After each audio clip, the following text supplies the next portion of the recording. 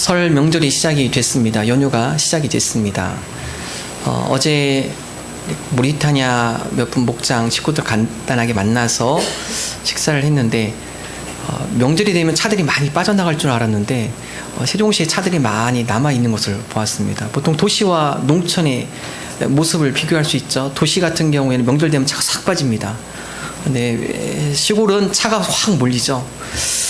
세종시가 아직 시골의 모습을 벗어나지 못하고 있구나 생각이 들기도 했습니다만, 아마 연휴가 길어서 움직임이 다양하게 있을 것 같습니다.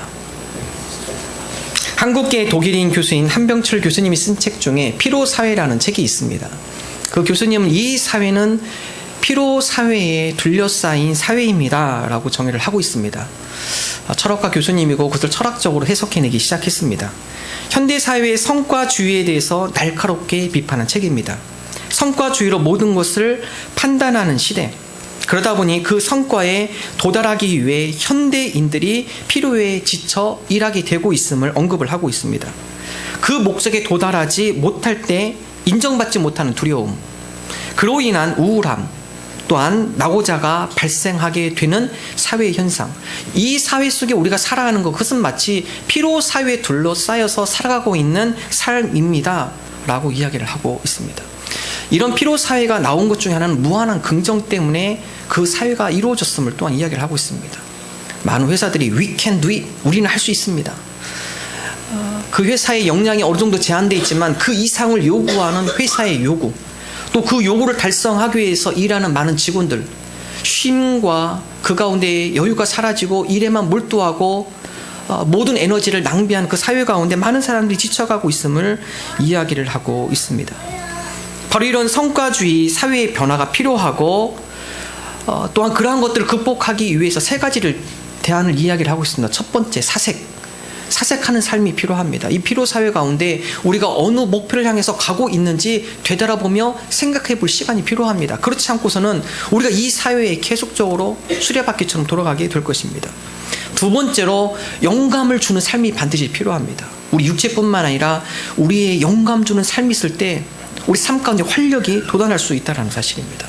세 번째로 주장하는 것이, 이 피로사회를 극복하는 것 중에 세 번째, 휴식의 삶, 휴식의 조화가 우리에게 필요하다라는 것입니다.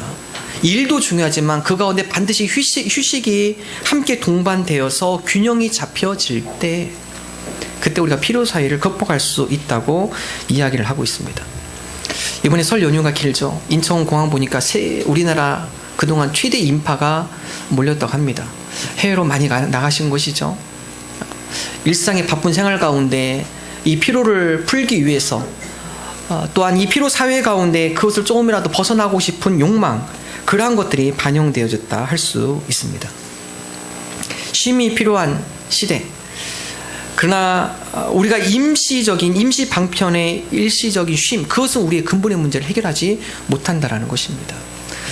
아마 이 피로사회의 책을 읽어보신 분들은 많이 공감을 할 것입니다. 이 사회 가운데 이 피로사회를 극복할 수 있는 방법이 무엇일까? 특별히 오늘 말씀은 베드로를 통해서 우리가 당면한 이 피로사회 가운데 우리가 어떻게 이 사회를 극복하며 이 가운데 영감 있는 삶을 살아갈 수 있을까? 오늘 이 말씀을 통해 저와 함께 은혜를 나누는 귀한 시간이 되기를 소망합니다.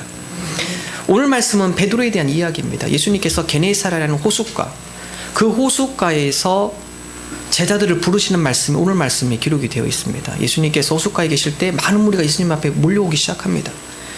예수님의 말씀 앞에, 또 예수님께서 많은 병자들을 치유하시는 그 기적을 보고 능력 많으신 예수님께 다가가기 위해서 수많은 사람들이 몰려오죠. 예수님께서 많은 사람들이 예수님을 만지려고 하고 가까이 오다 보니까 예수님께서 배를 이용하여서 무리와 조금 간격을 두게 됩니다. 그리고 베드로의 배에 올라탑니다. 그리고 그 가운데 하나님의 말씀을 증언하기 시작합니다. 그리고 베드로로 하여금 말씀이 끝날 때 다음 같은 이야기를 합니다. 누가복음 5장 4절의 말씀이죠. 함께 한 목소리 읽습니다. 말씀을 마치시고 시몬에게 이르시되 깊은 데로 가서 그물을 내려 고기를 잡으라. 오늘 말씀은 예수님께서 이미 밤새도록 고기를 잡고 그물을 내린 베드로, 그러나 한 마리의 고기를 잡지 못하고 허탕을 치고 되돌아온 베드로, 예수님께서 말씀을 전할 때 베드로의 모습은 그물을 정리하는, 씻는 그런 작업을 하고 있었습니다. 이제 그물을 씻고 오늘의 모든 일과를 마치고 집에 가서 쉬기를 바라는 베드로. 그러나 그 베드로에게 다시 한번 너희의 삶의 현장인 그물을 내리는 곳에 나와 함께 가자. 오늘 하루 일을 다 마쳤는데 쉼의 시간이 필요한데 그럼에도 불구하고 다시 직장에 가서 일하십시오. 여러분 얼마나 피곤할까요? 언젠가 어부들의 일상의 삶을 다큐멘터리로 보여준 프로그램을 본 적이 있었습니다. 그럼 어부들이 바다에 나가서 그물을 내리고 그 가운데 물고기를 잡는 거, 이건 중노동입니다. 아침에 새벽에 일찍 나가서 그렇게 일을 하고 들어오면 녹초가 되어서 몸이 말이 듣지 않는 것이죠. 베드로도 마찬가지 입장입니다. 그런 가운데 베드로로 하여금 다시 그물을 내리려고 예수님이 깊은 데로 같이 가자. 근데 이 말씀에 베드로가 순종을 합니다.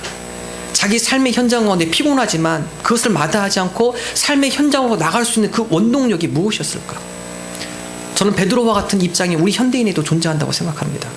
여러 가지 피로사회 가운데 오늘 아침 다시 일어나서 우리의 삶의 일터로 나갈 때 무거운 마음을 가지고 이불 속에서 나오기 싫은 우리의 마음을, 이불을 걷어차고 다시 우리 직장에, 삶의 현장으로 나아가는 여러 가지 어려움, 그러한 것들을 극복할 수 있는 것, 그것은 바로 말씀에 대한 도전이었습니다. 오늘 말씀 보면 베드로, 그가 그물을 씻으면서 그의 모든 일상이 정리되고 다시 예수님의 말씀에 피곤하지만 어렵지만 자기 삶의 현장으로 갈 수 있었던 것은 그물을 씻는 가운데 가장 가까이에서 예수님의 말씀을 들었던 베드로. 그 힘의 원동력은 바로 말씀이었습니다. 우리 삶 가운데 여러 가지 지치고 우리가 직장 일터 가운데 여러 가지 어려움을 겪었을 때, 또 우리가 피로사회 가운데 힘이, 또 여러 가지 의욕이 상실이 되어졌을 때 그런 것들을 회복할 수 있는 것, 말씀에서 시작이 됩니다. 우리가 하나님의 말씀을 들을 때 다시 삶에 대한 의욕이 생기기 시작하고 일터에 대한 도전감이 우리 가운데 형성이 되어진다라는 사실입니다. 오늘 말씀에 보면 베드로가 예수님의 말씀에 기꺼이 순종하며 그물을 내리러 예수님과 함께 나가는 장면을 기록을 하고 있습니다. 수요일마다 산업부 선교회 가서 함께 예배를 드립니다. 매주 수요일마다 예배를 드립니다. 여러분 한 주간의 점심시간을 내놓으면서 그 시간에 함께 모여서 1시간 반 동안 예배하고 또 함께 교제를 나누고 쉽지 않습니다. 직장에도 쉽지 않죠. 예배를 섬기면서 예배를 마치고 식사하면서 교제하면서 그런 얘기 많이 들어요. 목사님, 한 주간에 수요일 되면 직장생활 하는데 참 어렵습니다. 마음이 무겁기도 하고 여러 가지 스트레스 받기도 하고 또 직장에 대한 여러 가지 의욕이 떨어지기도 하고, 그런데 수요일에 나와서 점심시간에 함께 모여서 하나님 앞에 예배 드리고 말씀을 듣고 믿음의 교제를 나누다 보면 수요일까지 쌓였던 피로들이 한꺼번에 싹 씻어나가는 것 같습니다. 모든 것들이 다 씻겨지는 것 같습니다. 왜 그럴까요? 직장에 많은 스트레스, 어려움이 있지만 하나님의 말씀이 그들에게 새로운 힘과 용기가 되어지기 때문에 그렇습니다. 말씀을 듣고 그 말씀에 힘입어서 마음이 좀 짜증이 나기도 하고 힘든 부분이 있지만 그 말씀에 격려되어서 그 말씀에 힘입어서 다시 새롭게 직장생활에 도전할 수 있는 힘과 용기가 거기서부터 비롯되어진다는 고백을 들을 수가 있었습니다. 저는 마치 그 이야기를 들으면서 텐트가 생각이 났습니다. 여러분 텐트, 옛날에 운동하다 보면은 운동장 한 곳에다 큰 밤마다 텐트를 쳤죠. 옛날에 텐트는 양쪽 큰 기둥에 텐트를 쳤습니다. 텐트가 크면 클수록 양쪽 기둥 2개만 있으면 가운데는 푹 처지게 되어 있습니다. 여러분 그 텐트를 활짝 피기 위해서는 가운데다가 말뚝을 하나 더 크게 세우는 것이죠.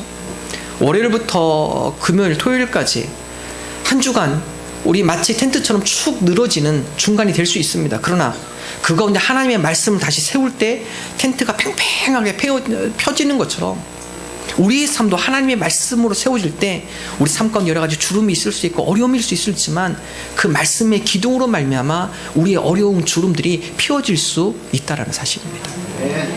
에스겔은 다음과 같은 이야기를 합니다. 에스겔 37장에 보면 하나님께서 이스라엘을 회복시키는 것을 에스겔에게 보여줍니다. 하나님의 범죄에서 타락한 이스라엘, 그리고 하나님의 심판 가운데 어려움을 겪었던 이스라엘, 하나님께서 그 이스라엘 백성을 버리지 않으시고 그 이스라엘 백성을 회복시키는데 하나님께서 하신 말씀으로 그들이 회복되어질 것이다. 에스겔로 하여금 골짜기를 데리고 와서 그 가운데 이스라엘의 현재의 상황을 보여줍니다. 에스겔이 골짜기에 가보니까요, 그곳에는 마른 뼈들만 있습니다. 에스겔에게 묻습니다. 에스겔아, 이 골짜기에 무엇이 보이냐? 하나님, 이 골짜기에 다 죽어있는 마른 뼈들, 앙상이 마른 뼈들밖에 보이지 않습니다. 그래, 네가 잘 봤다. 현재 이스라엘이 이와 같다. 그러나 내가 이스라엘 백성에게 말씀을 내려줄 텐데 그 말씀이 선포되어질 때 이 뼈들이 맞춰지고 뼈에 힘줄이 돋고 살이 붙고 살아나고 생기가 붙는 역사가 일어날 것이다. 에스겔 37장 4절의 말씀 함께 한 목소리 읽습니다.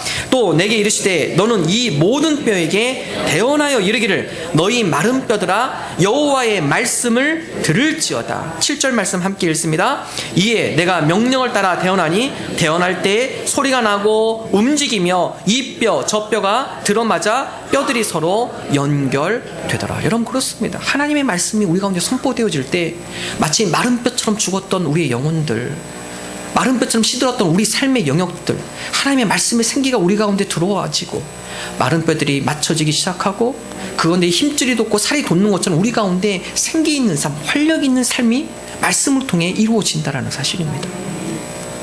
우리 피로 사회 가운데 우리가 말씀으로 승리하며 나가는 저와 여러분 되기를 간절히 소망합니다. 우리 목장들, 또 우리 아동부 교사 선생님들 매일 아침마다 카톡을 통해 하나님의 말씀의 묵상을 나눕니다. 말씀을 읽고 묵상한 말씀, 또 우리 아이들이 큐티하는 그 본문에 맞춰서 선생님들은 먼저 하나님의 말씀을 가지고 하루를 시작합니다. 카톡에 올린 그 말씀의 묵상을 읽다 보면 그 말씀을 통해 본인을 조명하며 본인에게 또 적용해가며 말씀을 통해 변화되어지는, 또 그 가운데 은혜 받은 것들을 나눌 때마다 그 말씀을 볼 때마다 함께 그 말씀을 나누면서 힘이 돼요. 하루를 시작하면서 말씀을 가지고 시작하는 것과 말씀을 가지지 않고 시작하는 것 차이가 있습니다. 하루의 삶 가운데 필요하고 힘든 일이 있지만 그러나 말씀 가지고 하루를 시작할 때 그 말씀이 우리로 하여금 축 서지는 그런 삶이 되지 않도록 우리의 삶이 팽팽하게 지탱되어질 수 있도록 말씀이 우리를 지탱해 준다라는 사실입니다. 시편 기자는 다음 가지고 고백합니다. 시편 119편 50절의 말씀 함께 한 목소리 읽습니다. 이 말씀은 나의 고난 중에 이루라. 주의 말씀이 나를 살리셨기 때문이니이다. 우리가 피로사회 가운데 힘들고 어려운 일을 많이 겪을 수 있습니다. 그렇지만은 그럴 때마다 우리가 하나님의 말씀을 붙들고 나갔을 때 주의 말씀이 고난 가운데 우리에게 위로가 되어주시고 우리로 하여금 생기 있는 능력 있는 말씀으로 우리를 살리실 줄로 믿습니다. 우리가 예수님의 제자가 된다는 것, 말씀으로 도전하는 삶입니다. 우리가 예수님을 따른다는 삶, 세상의 방식이 아니라 하나님의 말씀에 순종하며 그 말씀을 붙들고 말씀의 능력으로 살아가는 삶을 의미합니다. 베드로가 예수님의 말씀을 힘입어서 그의 삶의 현장 가운데 피곤하지만 다시 그물을 내리러 삶의 동기를 부여받은 것처럼 우리도 이 피로 사회 가운데 하나님의 말씀으로 우리 삶의 영역 가운데 하나님의 은혜를 가지고 도전하며 나가는 저와 여러분 되시기를 주님의 이름으로 축원합니다. 여러분, 두 번째 오늘 말씀을 통해 배울 수 있는 것, 예수님께서 제자들을 부르면서 말씀으로 삶을 도전합니다. 말씀으로 삶에 도전된 사람들, 그들에게 나타난 두 번째 현상은 순종입니다. 예수님께서 베드로로 하여금 깊은 데로 가서 나의 그물을 내리자. 여러분, 이 이야기는 사실 베드로에게는 상식적으로 이해하기 힘든 이야기입니다. 첫 번째로 고기는 깊은 데 있지 않기 때문에 그렇습니다. 갈릴리 호숫가에서 어부로 살았던 베드로, 어떤 누구보다도 고기를 잘 잡는 베드로였죠. 베드로의 고기 잡는 경험과 그의 지식으로는 고기는 깊은 데 다니지 않는다. 그래서 베드로는 얕은 물가에 그물을 내렸습니다. 그러나 예수님께서 말씀하신 것은 얕은 물가가 아니라 깊은 데서 그물을 내리자. 베드로의 지식과 그의 경험으로는 받아들일 수 없는 것이었죠. 그러나 베드로가 그것을 받아들입니다. 두 번째, 베드로가 순종하기 힘들었던 것, 고기는 낮에 돌아다니지 않습니다. 근데 예수님께서 베드로로 하여금 고기를 잡으러 가자 말씀하신 것은 오전이 지난 예수님의 말씀이 모두 다 끝나고 사람들이 돌아간 후 낮 가운데 베드로에게 요청한 것을 성경 기록하고 있습니다. 얼마든지 얘기할 수 있죠. 주님, 제가 경험상 제가 고기를 여기서 많이 잡았는데요, 낮에는 고기가 잡히지 않습니다. 갈릴리 호숫가는 새벽에 고기가 이동하기 때문에 밤하고 새벽에 그물을 쳐야만 이동하는 고기가 그물에 걸리게 되어 있습니다. 얼마든지 자기의 경험과 지식을 가지고 예수님의 말씀에 순종하지 않을 수도 있었습니다. 그렇지만 베드로의 위대함, 그럼에도 불구하고 낮이지만 나가봤자 고기가 잡히지 않을 걸 알고 있지만 그럼에도 불구하고 예수님의 말씀에 순종한 베드로. 세 번째, 예수님은 어부 출신이 아닙니다. 목수 출신입니다. 그런 목수 출신이 전공자인 어부인 베드로에게 충고한다는 거 사실 받아들이기 힘들죠. 비전공자가 전공자에게 훈수 둔다는 것, 여러분 그것을 받아들이면 쉽지 않습니다. 베드로가 이 세 번째도 역시 받아들이는 것을 성경은 기록을 하고 있습니다. 여러분 그렇습니다. 우리가 예수님의 제자로 살아간다는 것, 그것은 내 지식과 내 경험을 내려놓는 데서 시작이 됩니다. 때로 내 지식으로 내 경험으로 이해할 수 없는 영역들이 있어요.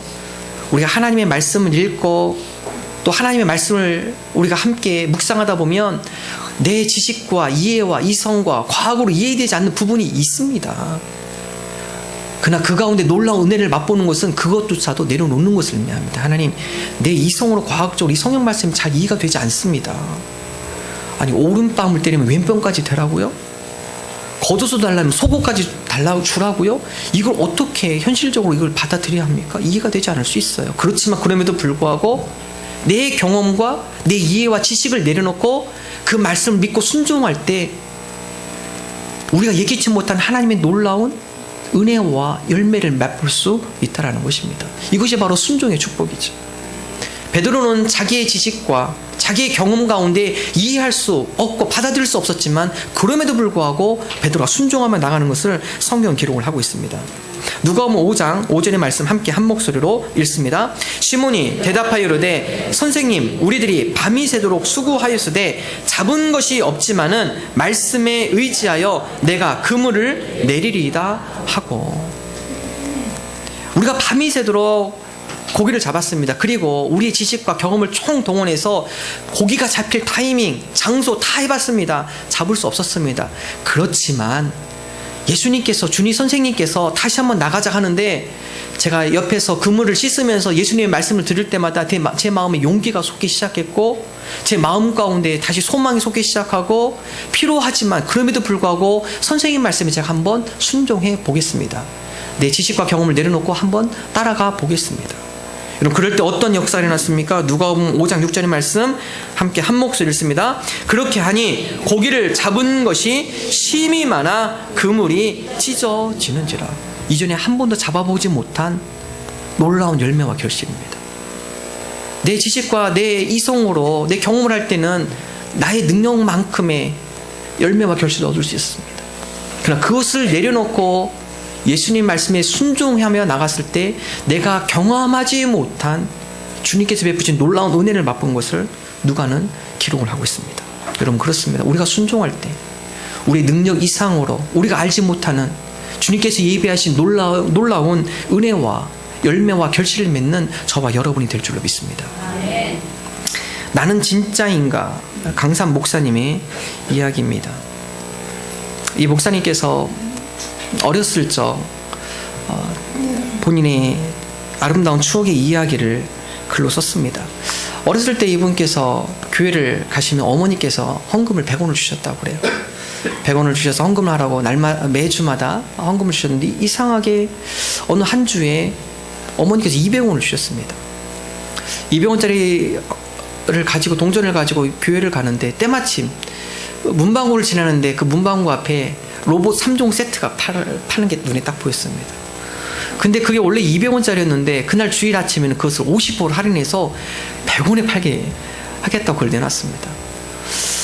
어렸을 때 얼마나 그걸 갖고 싶어요. 그동안 그렇지 않아도 갖고 싶었는데 보니까 주머니 200원이 있어요. 그래, 매주마다 내가 100원씩 헌금했으니까 100원만 헌금하고 100원은 내가 로봇 3종 세트를 사야겠다. 그래서 100원 가지고 로봇 3종 세트를 사서 교회를 갔습니다. 얼마나 기분이 좋은지 예배 시간에 그 로봇 3종 세트를 만지면서 예배를 드리고 다른 에게도 자랑을 하고.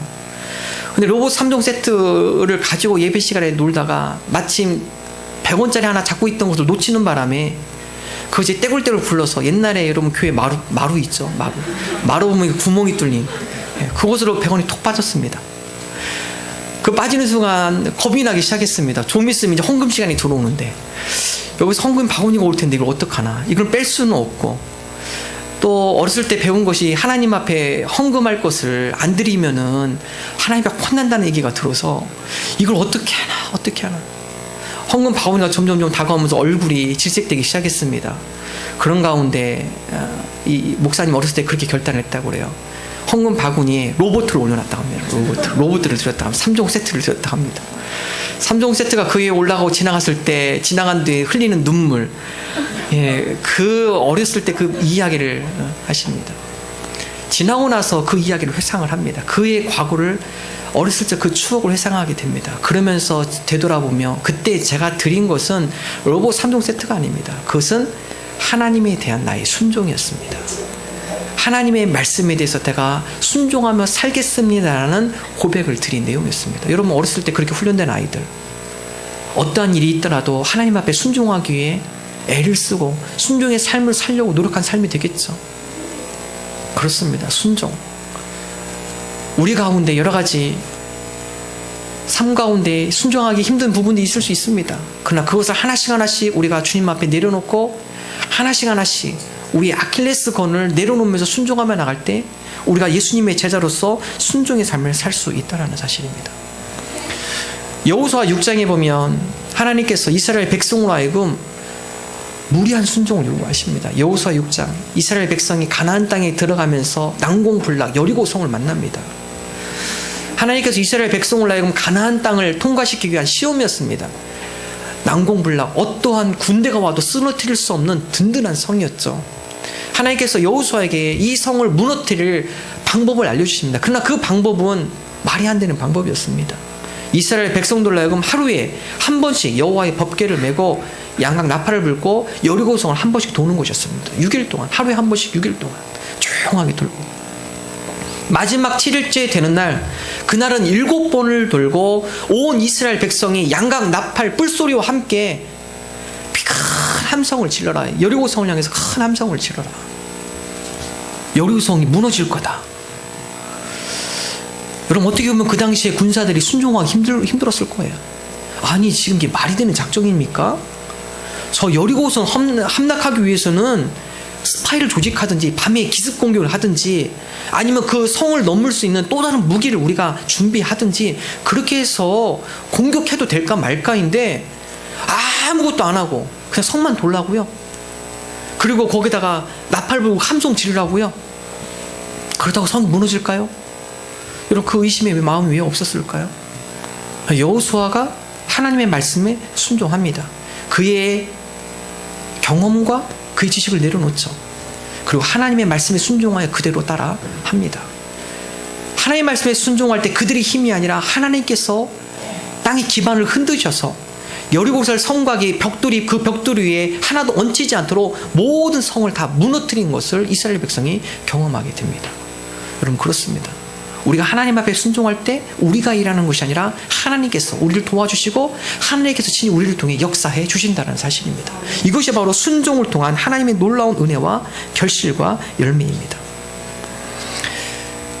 베드로가 하나님 예수님의 그 말씀에 순종하여서 그물이 찢어지도록 많은 열매와 결실을 맺은 것처럼 이 피로 사회 가운데 때로는 우리가 여러 가지 주님의 말씀에 순종하며 살아가 쉽지 않지만 그럼에도 불구하고 우리가 그 가운데 순종함으로 말미암아 하나님께서 순종을 통해 우리에게 베풀으시는 놀라운 은혜를 맛보는 저와 여러분 되시기를 주님의 이름으로 축원합니다. 제자도의 본질을 쓴 프로이드 맥클랑이라는 신학자가 있습니다. 이분께서 제자의 삶, 순종의 삶은 어떤 삶인가 도표로 쉽게 표현해 줬습니다. 한번 보실까요? 가운데 예수님이 있죠. 순종이라는 것은 모든 삶의 영역 가운데 예수님과 연관된 삶입니다. 그래서 뭐 말씀에 보면 예수님, 그림에 보면 예수님이 가운데 있고 직장하고도 물려 있죠. 주일에는 크리스찬, 썬데이는 크리스찬, 썬데이 크리스찬이죠. 에브리데이 난 크리스찬. 주일은 기독교인인데 월요일부터 토요일까지는 비기독교인, 직장에서 비기독교인. 이건 제자가 아닌 것이죠. 내가 주일에 하나님을 예배하는 것처럼 직장에서도 하나님을 두려워하며 하나님 보시기에 신실하게 정직하게 생활하는 것, 이것이 바로 제자의 삶입니다. 여가활동, 휴가, 이 시간만큼 우리 스트레스 확 해소해야지. 실컷 즐기고 놀자. 여러 가지 죄악을 저지르면서. 여러분 여가도 휴가도 예수 그리스도와 연결이 되어야 합니다. 그 가운데도 우리를 지켜보시는 예수님, 그 예수님 보시기에 부끄러움이 없도록 우리가 여가, 휴가를 지르게 보내는 것, 이것이 제자의 삶이죠. 돈의 문제, 내일부터 내가 이래서 내가 번 돈이니까 내 마음대로 써야겠다. 그렇지 않습니다. 이 돈을 씀에 있어서 하나님께서 기뻐하시는 일인가? 기뻐하지 않는 일인가? 예수님과 연관되어서 우리가 재정의 계획을 세우고 재정을 사용하는 것, 그것이 제자의 삶입니다. 학업, 우리 자녀들 너 이거 가면 돈 많이 번다. 너 이거 가면 이 직장 가지면 너 고생 덜 한다. 편하게 살 수 있다. 이것이 기준이 아니죠. 이 직장을 통해 네가 하나님 앞에 영광 돌릴 수 있는 일은 어떤 일이 있는가? 직장을 선택함에 있어서도 어떤 것이 너의 재능을 통하여서 하나님이 기뻐하시는 그러한 하나님의 도구로 사용되어질 수 있는가? 예수님과 연관되어지고 그 가운데 하나님 앞에 기쁨이 되는 역할을 감당해 주는 것.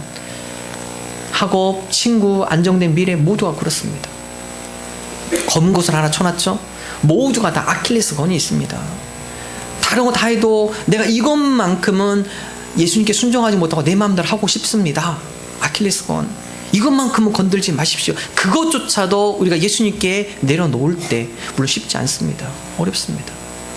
그러한 것들을 주님 앞에 내려놓는 훈련을 통하여서 우리가 예수님의 제자로 훈련되어지고 예수님의 제자의 삶을 살아갈 수 있음을 이야기를 하고 있습니다. 예수님의 제자, 우리의 이성, 우리의 생각, 경험 내려놓고 주님의 말씀에 순종하며 순종의 은혜를 맛보는 저와 여러분 되시기를 주님의 이름으로 축원합니다. 마지막 세 번째, 제자로서의 삶. 그 삶은 이제는 더 이상 존재를 위한 삶이 아닙니다. 이제는 가치를 바라보는 삶입니다. 예수님께서 베드로를 어부로 부르셨습니다. 근데 그 어부는 물고기를 낚는 어부가 아니라 사람을 낚는 어부로 부르신 것을 누가는 기록을 하고 있습니다. 누가복음 5장 10절의 말씀 함께 한 목소리로 읽습니다. 세베대의 아들로서 시몬의 동업자인 야고보와 요한도 놀랐습니다.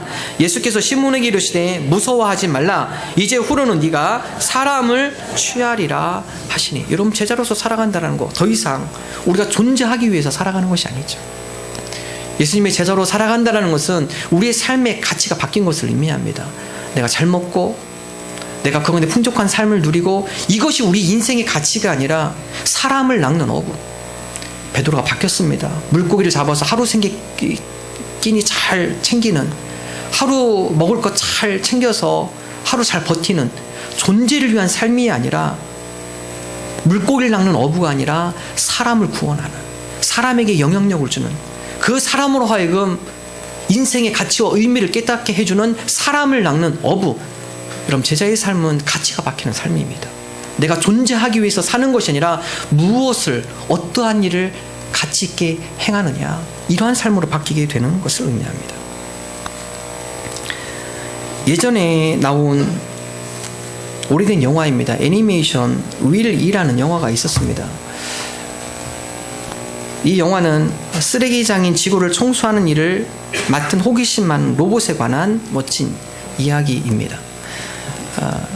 지구인들이 지구를 청소하기 위해서 이 로봇을 만들고 이 로봇을 하여금 지구를 청소하게 만듭니다.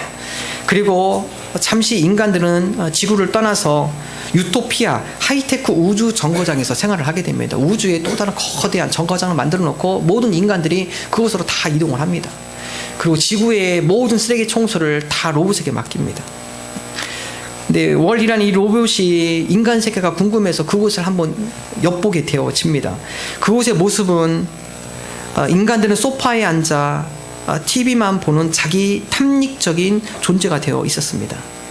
어른들은 보들보들한 얼굴과 둥근 몸통, 뭉툭하고 약한 팔다리를 가진 거대한 아기를 담게 됐습니다. 푹신한 안락 의자에 앉아서 그들의 시선은 비디오 스크린을 고정시킨 채 엄청난 칼로리를 섭취하며 커다란 컵에 담긴 음료수를 홀짝홀짝 마시기만 하는 그런 인간의 기형적인 모습을 보게 됩니다. 이 영화가 시사하는 바가 여러 가지 주제가 있지만 특별히 참된 인간됨의 의미가 무엇인가를 시사를 하고 있습니다. 많은 분들이 그래요. 어떤 연예인들도 그런 얘기를 합니다. 한 30억 벌어서 은행에다 딱 집어넣고 은행에서 나오는 매 이자로 그냥 편안히 먹고 아무 일 안 하고 쉬는 게 인생의 목표입니다. 그렇게 살고 싶습니다. 그렇게 사는 것이 참 행복일 것 같아요. 그렇지 않습니다. 아무것도 안 하고 그 가운데 걱정 없이 고민 없이 풍족하게 누리는 것, 그렇게 살면 인생이 참 행복하고 즐겁고 만족이 있을 것 같다. 그렇지 않습니다. 하나님께서는 우리 인간을 만드실 때 일하도록 만드셨습니다. 휴먼 비잉, 존재로 만드는 것이 아니라 휴먼 두잉, 무엇인가 하는 존재로 우리 인간을 만드셨다라는 사실이죠. 하나님께서 먼저 그렇게 일하셨기 때문에 그렇습니다. 그러므로 우리가 인생 가운데 기쁨과 보람과 행복을 찾기 위해서는 휴먼 두잉이 되는 것입니다. 무엇인가 가치 있는 일을 우리가 해낼 때 그 가운데 우리 인생의 보람을 느끼고 인생의 참된 의미를 찾게 되어 있다는 것입니다. 유토피아에 있는 것, 그럼 그 가운데 참된 행복을 맛볼 수 없는 것이죠. 웨스트민스터 신앙 고백서, 우리가 세례받으면 제일 먼저 이 신앙 고백서를 함께 공부합니다. 그 가운데 1번의 질문이 다음과 같습니다. 인간의 제일 되는 목적은 무엇입니까? 그거에 대한 답, 인간의 제일 되는 목적은 하나님을 기쁘시게 하고 그분을 영화롭게 하는 것. 무엇을 하며 살아가는 것이 우리 인간의 가장 근본의 목적임을 웨스트민스터는 고백을 하고 있습니다. 여러분, 그렇습니다. 우리가 제자로 산다라는 거, 존재를 위해서 살아가는 것이 아니라 어떠한 가치를 향하여 우리 시간을 드리고 그 가치를 향해서 우리가 목표를 삼고 휴먼 두잉, 어떠한 일을 해 나가는 것, 그럴 때 비로소 보람과 기쁨과 만족함을 누릴 수 있다는 사실입니다. 이 피로 사회 가운데 지치지 않을 수 있다는 사실입니다. 우리나라 호텔 가운데, 유명 호텔 가운데 신라 호텔이 있죠. 우리나라 해외 VIP들이나 각국 정상들이 오면 이곳에서 많은 식사를 한다고 그럽니다. 호텔 주방장, 신라 호텔의 주방장은 우리나라 최고의 주방장이라고 표현을 하기도 합니다. 어느 기자가 인터뷰를 했습니다. 신라 호텔 최고의 주방장으로 계시면서 수많은 VIP들을 모시고 세계 각국의 정상들에게 좋은 음식을 대접했을 텐데 어떤 때가 가장 인상 깊었습니까? 많은 VIP 가운데 어떤 VIP를 모시고 어떤 음식을 했을 때 가장 기억이 납니까? 보람을 느끼셨습니까? 근데 이 최고 주방장의 답변은 의외였습니다. 저요? 많은 세계의 정상들을 모시고 와서 그들에게 특별한 한국의 음식과 더불어서 좋은 요리를 제공했습니다. 그러나 제가 여태껏 이곳에 있으면서 가장 큰 보람과 기쁨을 느꼈을 때는 매달 한 달에 한 번씩 시골에 있는 양로원에 가서 그 어르신들에게 따뜻한 설렁탕 한 그릇 따뜻하게 대접할 때, 그때가 제일 행복했습니다. 여러분, 그렇습니다. 하나님께서 우리를 휴먼 두잉, 가치 있는 일에 살아가도록 우리를 만드셨습니다. 제자로서의 삶은 우리가 존재를 위해서 살아가는 것이 아니라 하나님을 영원하게 하고 기쁘시게 하는 삶, 그 삶을 살아가는 것을 의미합니다. 베드로가 이제는 어부를 낚는 어부에서 사람을 낚는 어부로 바뀌었습니다. 그것은 바로 제자로서의 삶의 시작을 의미합니다. 우리가 성도로서 하나님, 우리가 가치 있는 일에 우리 인생의 목표가 정해지게 하여 주옵소서. 그러므로 참된 제자의 삶을 통해 그 가운데 주님께서 우리를 만드신 목적, 그 사명을 감당함으로 주님께서 주시는 아름다운 열매, 기쁨, 감사, 행복을 느끼는 그러한 삶이 되게 하여 주옵소서. 우리가 이러한 믿음으로 고백하며 나가는 저와 여러분 되시기를 주님의 이름으로 축원합니다.